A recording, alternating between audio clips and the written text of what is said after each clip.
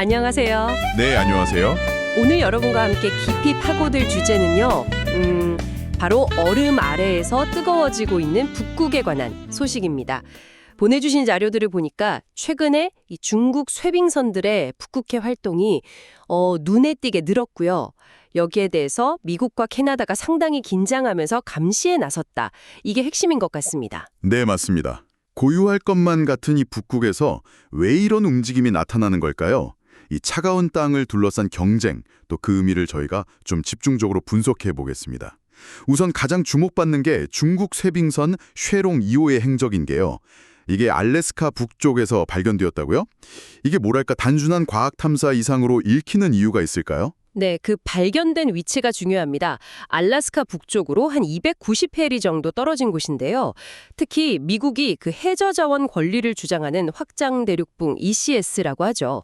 그 경계 안쪽으로 130해리 지점이었다는 점이에요. 아, 그 경계 안쪽이요? 네, 여기가 국제법상으로는 공해지만 그래도 연안국의 특정 권리가 인정되는 좀 미묘한 해역이거든요.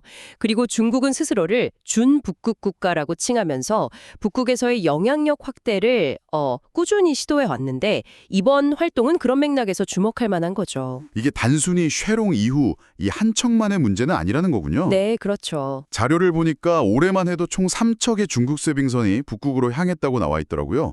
작년에 이어서 두 번째라고 하니까 이건 정말 본격적인 행보로 보이는데요. 그렇습니다. 지디호하고 탄소 산화호까지 동원한 건데요. 사실 쉐롱 2호만 해도 성능이 대단합니다.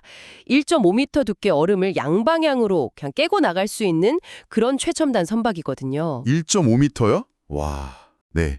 이 정도 능력이면 이전에는 접근하기 어려웠던 어떤 특정 해역이라든지 자원 매장 가능성이 있는 곳까지 활동 반경을 넓힐 수 있다. 이런 분석의 설득력을 얻고 있죠. 그러니까 단순 연구를 넘어서 북극 항로 개척이라든지 자원 확보, 또 어떤 전략적 입지 강화 이런 더 큰 그림을 그리고 있다.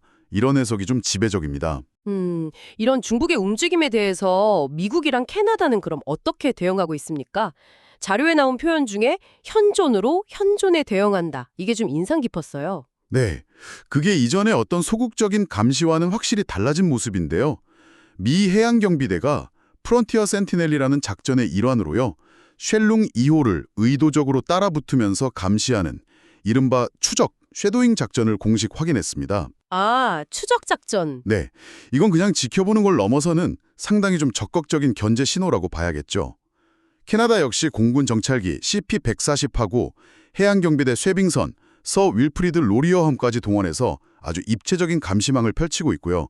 심지어 이 로리어함은 일본 근해에서부터 쉘롱 2호를 따라왔다는 보고까지 있을 정도입니다. 이야, 정말 그림자처럼 딱 붙어서 압박하는 거군요. 네네, 결국 북극이 강대국들의 새로운 각축장이 되고 있다. 이런 증거로 보이는데요. 정확합니다. 북극은 이제 더 이상 과학 연구나 환경 보호만의 영역은 아니게 된 거죠. 기후변화로 얼음이 녹으면서 새로운 항로나 자원 개발 가능성이 열리니까 이 지정학적 중요성이 급부상한 겁니다. 특히 쉘롱 2호가 활동했던 그 미국 확장대륙붕 인근 해역은 앞으로 해양 주권이나 국제법 해석을 둘러싼 잠재적인 분쟁 지점이 될 수도 있겠다. 이런 우려도 있고요. 국제사회의 우려도 점점 커지는 것 같습니다. 노르웨이 정보기관 같은 경우는 중국과 러시아의 북극 항력 가능성을 경고하면서 이게 서방 동맹에 대한 도전이다 이렇게 지적했고 또 나토 내부에서도 북극 대비 태세가 좀 부족하다 이런 자성의 목소리가 나온다고요. 네, 맞습니다.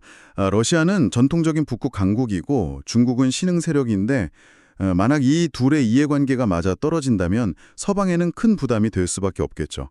하지만 자료에서도 지적하듯이 나토 회원국 다수는 아직 충분한 쇠빙선이라든지 아니면 감시 자산을 갖추지 못하는 등 이 북극에서의 군사적, 전략적 대비가 좀 미흡하다 이런 평가가 많습니다. 그래서 관련 인프라나 역량 강화가 시급한 과제로 떠오른 셈이죠. 그렇다면 이런 북극의 긴장 구조가 그 새로운 북극 항로를 지금 적극적으로 추진 중인 우리나라에는 어떤 영향을 미칠까요? 이게 우리에게 시사하는 바도 클 것 같은데요? 그게 참 중요한 질문입니다. 이 북극해에서의 지정학적 갈등이 심화되는 것은 북극 항로의 어떤 상업적 이용에 있어서 가장 큰 불확실성 요인이 될 수 있습니다. 항로라는 게 안정성이나 예측 가능성이 중요하잖아요. 그렇죠. 그런데 강대국 간의 경쟁이 격화되고 또 언제든 변할 수 있는 해양법 해석이나 환경 규제 같은 것들은 큰 위험 요소죠. 따라서 우리 정부나 기업들은 이런 국제정세 변화를 면밀히 주시하면서 우리의 북극 전략을 좀 신중하게 점검하고 조정해 나갈 필요가 커졌습니다. 동시에 과학 연구 협력 같은 외교적인 노력을 통해서 북극의 평화적 이용 환경을 조성하는 데 기여하면서 우리의 입지를 다지는 노력, 이것도 병행해야 할 겁니다. 네, 오늘 살펴본 것처럼 고요해 보이는 북극의 얼음 아래에서는 자원과 항로 또 영향력을 둘러싼 아주 치열한 지정학적 게임이 이미 시작되었습니다. 이게 단순히 먼 나라 이야기가 아니라 우리의 미래 항로나 경제에도 직접적인 영향을 미칠 수 있다는 점을 기억해야 할 것 같습니다. 네. 북극을 둘러싼 국제관계는 앞으로 더욱 복잡하고 다층적으로 전개될 가능성이 높습니다.